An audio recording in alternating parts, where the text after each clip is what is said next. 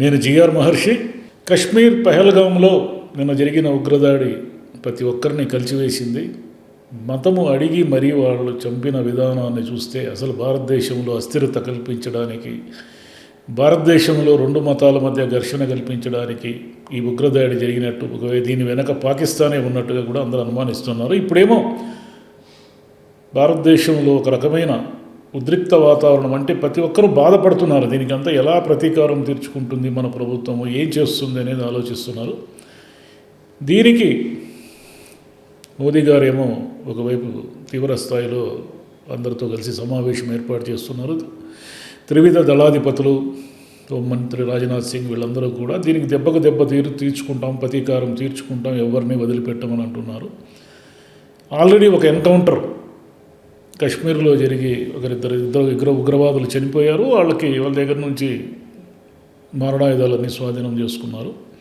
అసలు ఏమిటి, ఎందుకు ఇదంతా జరుగుతూ ఉందంటే కేవలం భారతదేశాన్ని అస్థిరపరచడానికి, ఒకటి ప్రభుత్వాన్ని బలహీనపరచడానికి, ప్రపంచం దృష్టిలో కశ్మీర్ అనే సమస్య ఇంకా ఉంది, అది ఏమీ నార్మల్ కాలేదు, కశ్మీర్ ఎప్పుడూ బగబగ మండుతూనే ఉంటుంది అని ప్రూవ్ చేయడానికి, నిరూపించడానికి, ఇవన్నీ కూడా పాకిస్తాన్ ప్రేరేపిత కుట్రని అందరూ నమ్ముతున్నారు. అది నిజమే కూడా.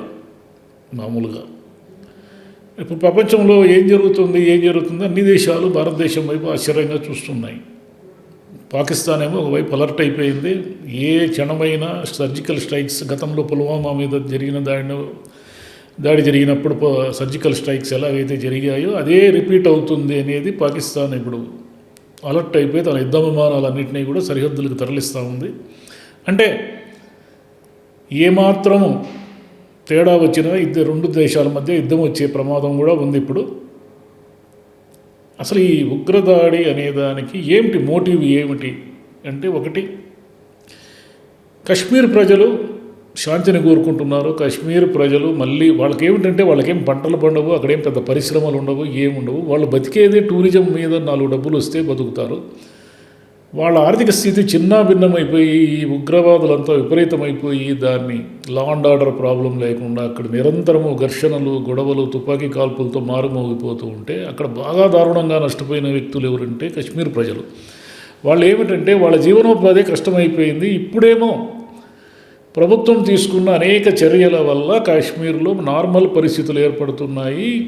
చాలా కాలానికి పర్యాటకులకి ఒక రకమైన కాన్ఫిడెన్స్ ఏర్పడింది. లేదు, మనం ఇంత మునుపటి పరిస్థితులు లేవు, కశ్మీర్లో పోవచ్చు, కశ్మీర్లో మనం ఇంత ముందులాగే కశ్మీర్లో ఉన్నటువంటి అద్భుతమైన అందాలను మనం చూడొచ్చు, అద్భుతమైన ప్రదేశాలను మనం చూడొచ్చు. భారతదేశంలోని అన్ని పర్యాటక కేంద్రాల్లాగే కశ్మీర్ కూడా ఒకటి అనే ఒక కాన్ఫిడెన్స్ ఏర్పడిన తర్వాత పర్యాటకుల సంఖ్య విపరీతంగా పెరుగుతూ ఉంది.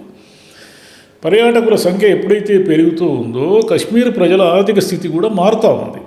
వాళ్ళు ప్రశాంతంగా 3 పూట్ల అన్నం తినగలుగుతున్నారు. ఎప్పుడైతే వాళ్ళ ఆర్థిక పరిస్థితి మారుతుందో, ప్రశాంత జీవితం వస్తుందో, అప్పుడు వాళ్ళు ఈ టెర్రరిస్ట్ యాక్టివిటీస్కి దూరంగా ఉంటారు. సహజంగా ఎక్కడైనా ప్రజలు శాంతియుతంగా ఉంటారంటే అర్థం ఏమిటంటే వాళ్ళ ఆర్థిక స్థితి బాగుండి అన్నీ బాగుంటే వాళ్ళు శాంతినే కోరుకుంటారు. యుద్ధాన్ని ఎందుకు కోరుకుంటారు ఎవరైనా? ఇది పాకిస్తాన్కి కానీ, పాకిస్తాన్ ప్రేరేపిత ఉగ్రవాద సంస్థలకు కానీ ఏమాత్రం ఇష్టం లేదు. దీనిని భగ్నము చేయడానికి, దీన్ని నాశనం చేయడానికి, అంటే కశ్మీర్ వైపే పర్యాటకులు వెళ్లకుండా ఎవరైనా ఎందుకు వెళ్తారు? ప్రాణాల మీదకి వస్తూ ఉంటే, మరి అడిగడిగి మరీ చంపుతూ ఉంటే, భార్య బిడ్డలు ఎదురుగే చంపేస్తూ ఉంటే, ఇంత దుర్మార్గమైన ఇన్సిడెంట్స్ జరుగుతూ ఉన్నప్పుడు ఎవరైనా వెళ్ళడానికి ధైర్యం ఎక్కడి నుంచి వస్తుంది? కాబట్టి పర్యాటకుల సంఖ్య తగ్గిపోతే మళ్ళీ వాళ్ళు కాశ్మీర్ ప్రజలు ఆర్థిక స్థితులు దారుణంగా తయారవుతాయి. వాళ్ళు మళ్ళీ ఎప్పుడైతే పేదరికం ఉంటుందో, పేదరికం ఉన్నప్పుడు యువకులు సహజంగానే టెర్రరిజం వైపు అట్రాక్ట్ అవుతారు. ఏదో ఒక రకంగా ఉపాధి దొరికితే చాలనే ఒక పరిస్థితి ఎదురవుతుంది. అది ఎదురైనప్పుడు అసలైన ప్రమాదం. ఇంతకాలం కశ్మీర్లో ఈ గేమ్ నడిచింది. ఈ గేమ్ నుంచి విముక్తం చేసి కశ్మీర్ ఆర్థిక పరిస్థితులన్నీ బాగున్నాయి, అక్కడ ఎలక్షన్ జరిగింది, అక్కడ ప్రజలంతా నార్మల్గా ఉన్నారు, టూరిజం మళ్ళీ పుంజుకుంది, అక్కడ ప్రజలు వాళ్ళకి డబ్బులు వస్తాయి కదా. ఇప్పుడు పెహల్గామ్లో ఆ గుర్రాల మీద తీసుకెళ్ళిన వాళ్ళు, డోలీల్లో తీసుకెళ్ళిన వాళ్ళు, వీళ్ళందరికీ డబ్బులు వస్తాయి. అంటే ఎవరైతే ఈ గుర్రాల మీద తీసుకెళ్ళి అక్కడ లోకల్ పీపుల్ సెక్యూరిటీగా వెళ్తారో వాళ్ళలో కూడా ఒక అతను చనిపోయాడు. అతను ముస్లిం, వీళ్ళ పెనుగులాట్లో చనిపోయాడు. నాశనం అంటే టూరిజాన్ని నాశనం చేసేస్తే కాశ్మీర్ మళ్ళీ యథాతథంగా ఉంటుంది. అది ఎప్పుడు బగ్గున మండుతూ ఉండడమే అవసరం అనమాట. కాశ్మీర్ నార్మల్గా ఉండడం అవసరం లేదు. దీనికి తోడు జూలైలో అమర్నాథ్ యాత్ర ఉంది. విపరీతంగా దానికి ఇప్పటికే నమోదు చేసుకున్నారు. ఈ యాత్రలో పెహల్గాం మీద పోయే రూట్ కూడా ఒకటి ఉంది. కాబట్టి ఈ యాత్రకు వచ్చే వాళ్ళంతా ఇప్పుడు ఏం చేస్తారంటే భయంతో వాళ్ళు వెనక్కి వెళ్ళిపోతారు.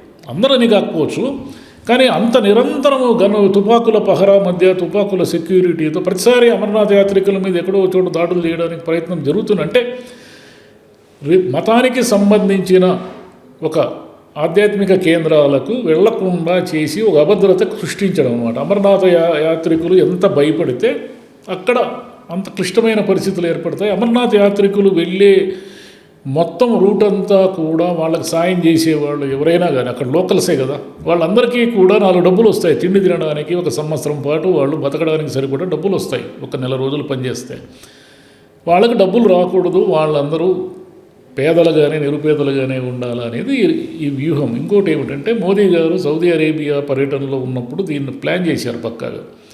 సౌదీ అరేబియా అనేది ఇస్లామిక్ రాజ్యాలకి ఒక పెద్దన్న లాంటిది. అంటే బాగా డబ్బులున్న దేశము. అంటే ఇస్లామిక్ దేశాలతో భారత్కు ఏ రకంగా కూడా స్నేహ సంబంధాలు నెలకొల్పడానికి వీలు లేకుండా ఏదో ఒక ప్రాబ్లం క్రియేట్ చేయడం అనేది ఒకటి.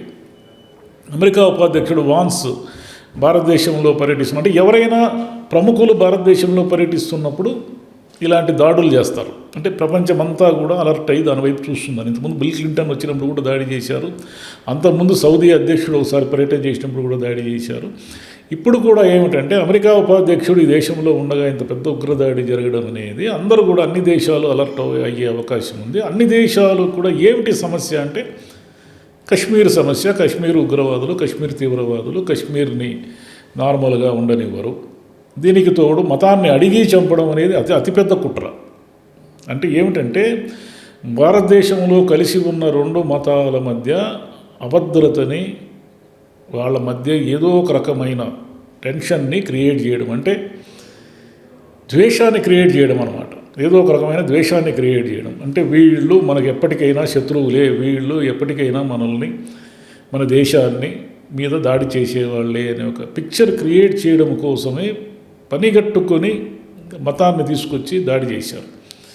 ఇప్పుడు నెక్స్ట్ ఏం జరుగుతుంది? ఒకటి, కశ్మీర్లో తీవ్రమైన సెక్యూరిటీస్ పెంచుతారు. రేపు వచ్చే అమర్నాథ్ యాత్రకు కూడా విపరీతమైన అడుగడుగున సైనిక పహారాలోనే యాత్ర జరుగుతుంది. సరే, ఎలాగ చూడాలనుకున్న వాళ్ళు, ధైర్యం ఉన్నవాళ్ళు వెళతారు, చాలామంది డ్రాప్ అవుతారు కూడా ఈ సంఘటనతో. ఇంకా మామూలుగా కశ్మీర్కి వెళ్ళేవాళ్ళు, అంటే టూరిజం వెళ్ళేవాళ్ళు మ్యాక్సిమం తగ్గిపోతారు. మ్యాక్సిమం అంటే ఇప్పుడు 1,00,000 మంది పర్యాటకులు కాశ్మీర్లో పర్యటిస్తున్నారు సంవత్సరానికి అనుకుంటే వీళ్ళలో 5,000 10,000 మంది కూడా ఇక మీదట వచ్చే అవకాశం లేదు. అంటే కాశ్మీర్లో ఉన్న పేద ప్రజలు, కాశ్మీర్లో ఉన్న అనేక వర్గాల వాళ్ళు, కాశ్మీర్లో ఉన్న ముస్లింలు వీళ్ళందరూ కూడా డబ్బులు లేకుండా ఆర్థికంగా బలహీనులైపోయి మళ్ళీ వాళ్ళు ఆ టెర్రరిజాన్ని సపోర్ట్ చేయాలి అనేది దీని వెనుకున్న వ్యూహం. ఈ రకమైన వ్యూహాల మధ్య ఇప్పుడు ఏం జరుగుతుంది అంటే సర్జికల్ స్ట్రైక్ జరిగే అవకాశాలు ఎక్కువగా కనిపిస్తున్నాయి. ఎందుకంటే పాక్ ఎవరికైతే శిక్షణ ఇస్తూ ఉందో సరిహద్దుల్లో, ఇంత మునుపు కూడా జైషే వాళ్ళ మీద దాడి చేసినట్టుగా భారత్ ఇలాంటి దాడి చేస్తుంది అనేది పాకిస్తాన్ అనుమానం. అందుకని అది ఏం చేస్తూ ఉందంటే ఇంత మునుపట్లాగా ఏమరపాటుగా ఉండకుండా నిద్రలేచేసరికి జరిగిపోయి తెలుసుకునేసరికి అయింది కదా, అట్లా కాకుండా ఈసారి అన్నీ మొత్తం కరాచీ నుంచి యుద్ధ విమానాలన్నీ కూడా భారత్ సరిహద్దుల్లో మోహరించి ఉన్నాయి. అంటే భారత్ ఒకవేళ లైన్ దాటితే వాళ్ళు అటాక్ చేస్తారు, వాళ్ళ గగనతలంలోకి వెళ్ళారు కాబట్టి దీన్ని ఎంత సమర్థవంతంగా హ్యాండిల్ చేస్తారు, ఏం చేస్తారని మోదీ గారి వైపు అందరూ కూడా చూస్తున్నారు. కాకపోతే ప్రతి వాళ్ళు మనసులో ఏమనుకుంటున్నారంటే దీనికి ఏదో ఒక రకంగా ప్రతీకారం తీర్చుకోవాలి. ఇంతమంది అమాయకుల్ని అన్యాయంగా పొట్టన పెట్టుకున్నారే, భార్య బిడ్డలతో వెళ్ళిన వాళ్ళు, హనీమూన్ వెళ్ళిన వాళ్ళు, చిన్న వాళ్ళు, 26 ఏళ్ళ వయసు ఉన్నవాళ్ళు, 6 రోజుల క్రితం పెళ్ళైన వాళ్ళు, ఇంత అన్యాయంగా మనుషుల్ని, అంటే ఇజ్రాయెల్ వాళ్ళు చంపి, హమాస్ వాళ్ళు ఇజ్రాయెల్ మీద దాడి చేసి అనేక మంది అమాయకులు చంపి పెద్ద యుద్ధమే తెచ్చుకొని లక్షలాది మంది అమాయకులందరినీ గాజాలో నాశనం చేసినట్టు ఇలాంటిది ఏదో పాకిస్తాన్ కూడా తన నెత్తికి, ఆల్రెడీ పాకిస్తాన్లో అనేక సమస్యలు ఉన్నాయి. ఒకవైపు ఆఫ్ఘన్తో గొడవ, ఒకవైపు బలూచిస్తాన్తో గొడవ, దేశం పేదదైపోతూ ఉంది, ప్రజలు చాలా ఇబ్బందులు పడుతున్నారు. ఇన్ని అవస్థలు, ఇన్ని ఇబ్బందుల మధ్య మళ్ళీ ఒక యుద్ధాన్ని కొని తెచ్చుకుంటే పాకిస్తాన్కి ఎంత నష్టమో పాకిస్తాన్ ప్రజలకు తెలుసు, పాకిస్తాన్ పాలించే వాళ్ళకి కాదు. కాబట్టి భారత్ ఏం చేస్తుంది, ఏం చేయబోతుంది అనేది ఇప్పుడు అందరూ కూడా ఎదురు చూస్తున్నారు. Thank you.